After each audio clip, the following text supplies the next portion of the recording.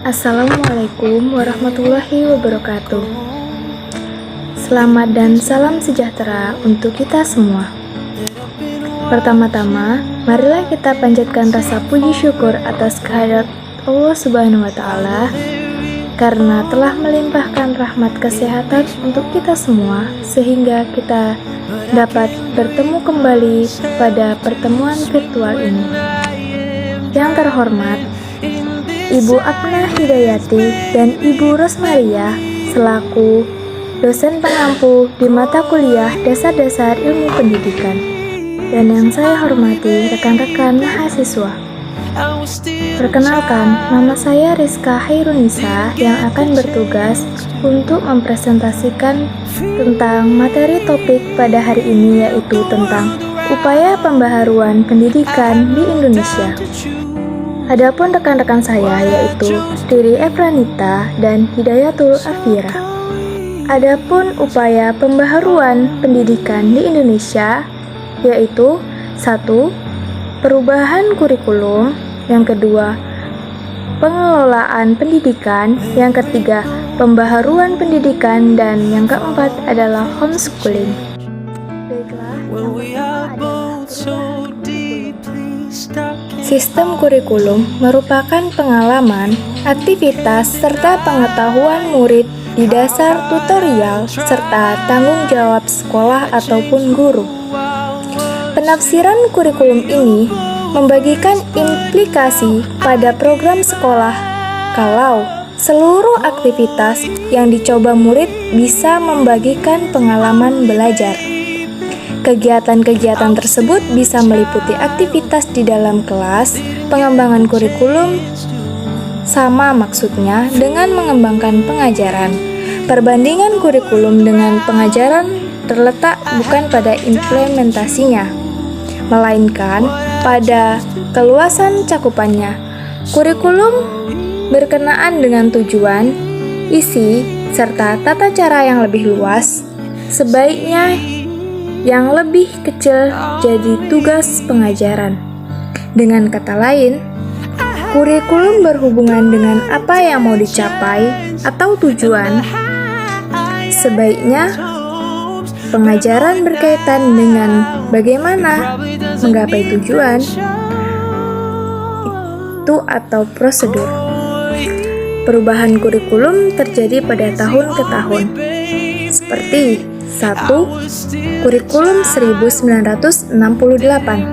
Kurikulum secara totalitas terus dibenahi sehingga lahirlah kurikulum awal dalam sistem pembelajaran di negara Republik Indonesia ini. Diketahui dengan kurikulum terurai Federate Subject Matter Curriculum karena mata pelajarannya banyak namun satu sama lain terpisah-pisah.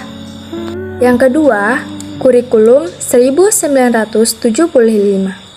Kurikulum 1975 disetujui oleh Menteri Pembelajaran serta Kebudayaan buat secara nasional dilaksanakan bertahap mulai tahun pengajaran 1976 dengan catatan kalau untuk sekolah-sekolah yang bagi evaluasi kepala perwakilan sudah sanggup diperkenalkan melaksanakannya mulai tahun 1975. Yang dijelaskan terdapat beberapa ciri-ciri spesial kurikulum 1974 ialah yang pertama adalah mengendalikan pendekatan yang berorientasi pada tujuan. Yang kedua, menganut pendekatan yang integratif. Yang ketiga, pembelajaran moral Pancasila di dalam pencapaiannya melainkan kepada bidang pembelajaran ilmu pengetahuan sosial seperti sejarah, geografi, dan ekonomi, serta pendidikan agama. Keempat, kurikulum ini menekankan pada efisiensi serta daya guna. Yang kelima, mewajibkan guru untuk memakai metode penataan program pembelajaran yang diketahui dengan prosedur pengembangan sistem institusional atau PPSI. Yang keenam, Organisasi pembelajaran meliputi bidang riset, agama, bahasa, matematika, ilmu pengetahuan sosial, kesenian, berolahraga serta kesehatan, keahlian, di samping moral Pancasila yang tujuannya untuk mencapai sinkronisasi serta integritas pelajaran. Yang ketujuh, sistem penilaian. 3. Kurikulum 1984. Dipaparkan terdapat 4 ciri-ciri kurikulum 1984 ini ialah: yang pertama, landasannya mengembangkan yang tercantum ke dalam landasan pengembangan. Yang kedua, prinsip pengembangannya yang tercantum ke dalam prinsip pengembangan. Yang ketiga, aktivitas kurikulum yang tercantum ke dalam aktivitas kurikulum. Yang keempat, pendekatan dalam proses belajar mengajar.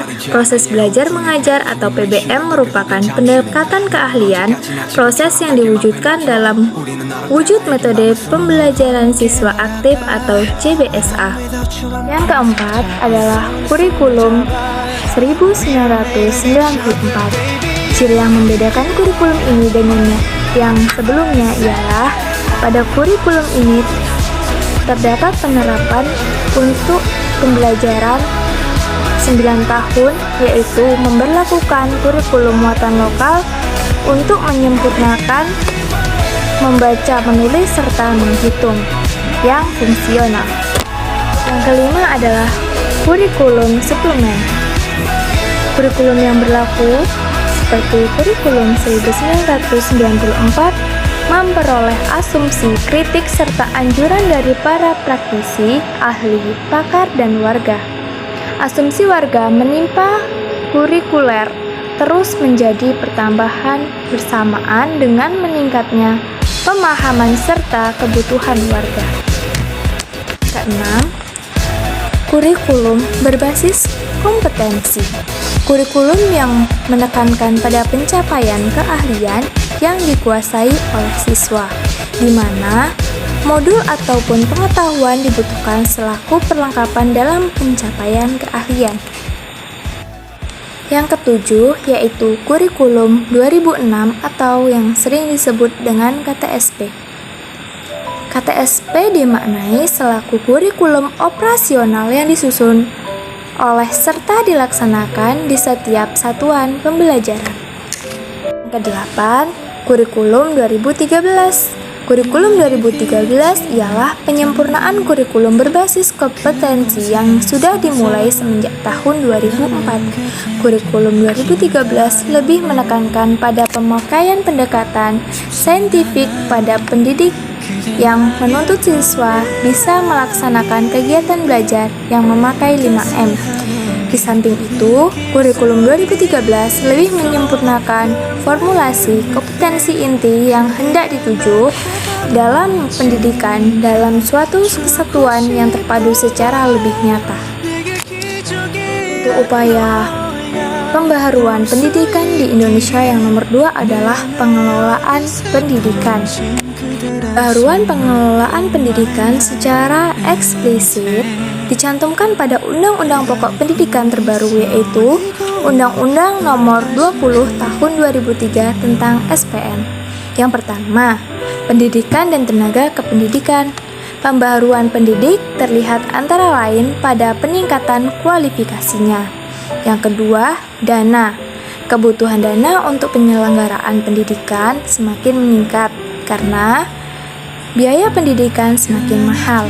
Yang ketiga, pendidikan nonformal.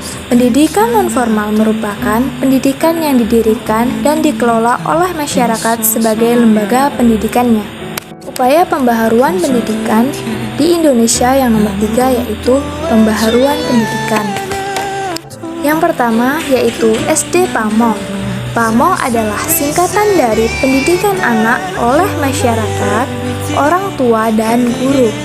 Proyek ini diuji cobakan di tingkat sekolah dasar di Kecamatan Kebak Keramat. Adapun yang termasuk pada tujuan dari SD PAMO yaitu yang pertama, membantu siswa yang drop out. Yang kedua, membantu anak-anak yang tidak mau terikat oleh tempat dan waktu dalam belajar. Yang ketiga, mengurangi penggunaan tenaga guru. Yang keempat, meningkatkan pemerataan kesempatan belajar. Untuk pembaharuan pendidikan yang kedua adalah SD kecil. SD kecil tuh yang bagaimana? Ya, yang seperti ciri-cirinya yaitu kelas yang lebih sedikit atau kecil dari SD biasa. Kemudian jumlah muridnya lebih kecil, seperti 20-30 orang. Kurikulum SD kecil sama dengan kurikulum SD biasa. Pelaksanaan SD kecil sudah ada di Kalimantan Tengah, Kalimantan Timur. Murid yang pandai akan dijadikan tutor untuk mengajar yang lainnya. Jumlah guru lebih sedikit daripada guru SD biasa. Contohnya 3 orang termasuk kepala sekolah. Pendekatan belajar meliputi belajar sendiri, yaitu mempelajari modul belajar berkelompok. Jika jumlah kelas ada yang melebihi jumlah guru, maka seorang guru mengajar lebih dari satu kelas. Untuk pembaharuan pendidikan yang ketiga adalah SMP terbuka atau SMPT. Adalah sekolah menengah umum tingkat pertama yang kegiatan belajarnya sebagian besar diselenggarakan di luar sekolah. Ciri-ciri SMPT ialah terbuka bagi siswa tanpa batasan umur dan tanpa syarat-syarat akademis yang ketat. Yang kedua, terbuka dalam memilih program belajar. Yang ketiga, terbuka dalam proses belajar mengajar, tidak selalu diselenggarakan di ruang kelas secara tatap muka. Yang keempat, terbuka dalam mengelola sekolah. Tujuan SMPT ini sama dengan tujuan pendidikan SMP umum lainnya, yaitu agar lulusan 1. Menjadi warga negara yang baik sebagai manusia yang utuh, sehat dan kuat, lahir dan batin. Yang kedua, menguasai hasil pendidikan umum yang merupakan kelanjutan dari pendidikan di sekolah dasar. Yang ketiga, memiliki bekal untuk melanjutkan pelajarannya ke sekolah lanjutan atas dan untuk terjun ke masyarakat. Yang keempat, meningkatkan disiplin siswa. Yang kelima, menilai kemajuan siswa dan pemantapan hasil belajar. Selanjutnya ada SMA terbuka. Rintisan SMA terbuka dilandasi oleh serangka konseptual yang cukup matang baik dari segi teori, filsafat, pola pembelajaran, pola pengembangan, maupun sistem jaminan kualitasnya atau quality assurance.